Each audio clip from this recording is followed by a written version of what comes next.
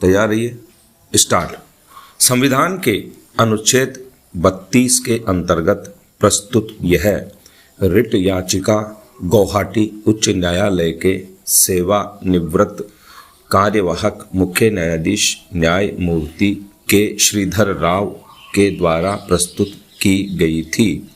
Stop. याची की मुख्य मांग थी कि चूंकि वे कार्यवाहक मुख्य न्यायाधीश के पद पर कार्य करते हुए ही सेवानिवृत्त हुए, इसलिए उन्हें एक नियमित सेवानिवृत्त न्यायाधीश के समान पेंशन व अन्य सुविधाएं प्रदान किए जाने का निर्देश जारी किया जाए। स्टॉप।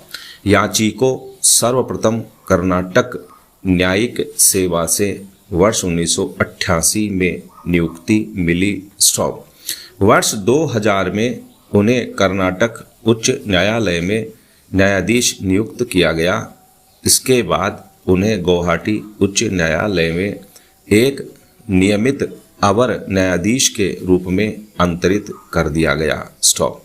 दिनांक 13/8/2014 को उन्हें संविधान के अनुच्छेद 223 के अंतर्गत गुवाहाटी उच्च न्यायालय का कार्यवाहक मुख्य न्यायाधीश नियुक्त किया गया और 14 महीने की सेवा के पश्चात इसी पद पर कार्यरत रहते हुए दिनांक 20/1/2015 को वे सेवानिवृत्त हो गए। स्टॉप।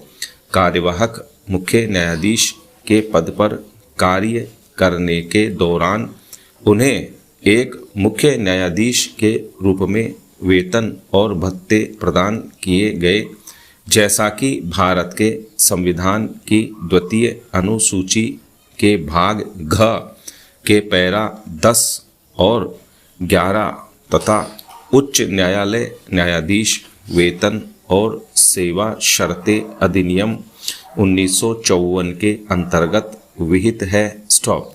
पेंशन कार्यवाही के दौरान याची ने एक मुख्य न्यायाधीश को देय वार्षिक पेंशन अर्थात 5,40,000 रुपये वार्षिक का दावा किया, जिसे विधि और न्याय मंत्रालय ने अस्वीकार कर दिया और एक न्यायाधीश को देय वार्षिक पेंशन अर्थात 4,80,000 रुपये की पेंशन की स्वीकृति प्रदान की। स्टॉप।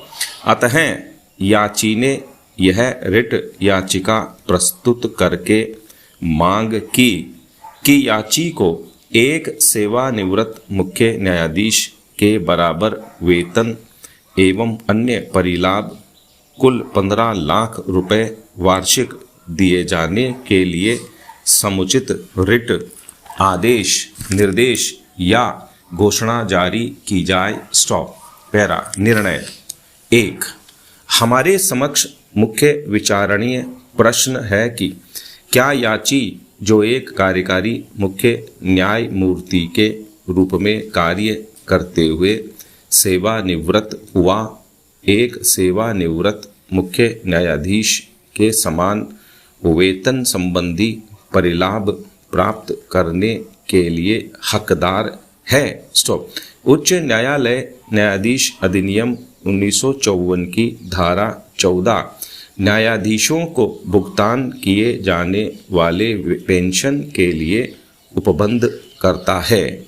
इसमें उपबंध किया गया है कि सेवानिवृत्ति के बाद न्यायाधीश को ऐसी पेंशन देय होगी जैसा कि अधिनियम की पहली अनुसूची के भाग 4(1) में उपबंधित है, किंतु यह इन शर्तों के अधीन है कि कोई भी न्यायाधीश तब तक पेंशन प्राप्त करने के लिए हकदार नहीं होगा जब तक कि उसने पेंशन के लिए अपनी सेवा की 12 वर्ष से अनधिक सेवा पूर्ण नहीं कर ली है, या उसने 62 वर्ष की आयु पूर्ण नहीं कर ली है, या उसकी सेवानिवृत्ति खराब स्वास्थ्य के द्वारा मेडिकल रूप में प्रमाणित नहीं है। स्टॉप। पैरा।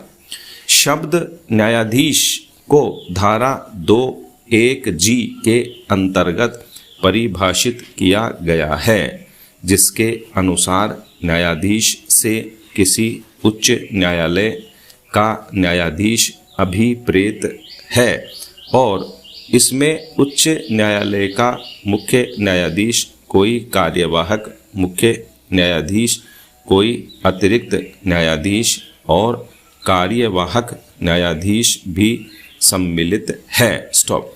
चूंकि याची पदोन्नति से उच्च न्यायालय में एक न्यायाधीश नियुक्त हुआ, इसलिए उसके लिए प्रथम अनुसूची का भाग 3 लागू हो सकता है। स्टॉप। अतः उसने भाग 3 के अंतर्गत ही पेंशन के लिए आवेदन किया था। स्टॉप।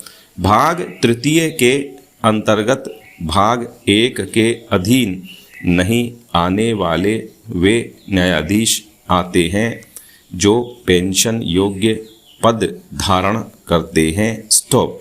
किंतु बाद में याची ने आवेदन में संशोधन करके उसे भाग 1 के अनुरूप बना दिया था। स्टॉप।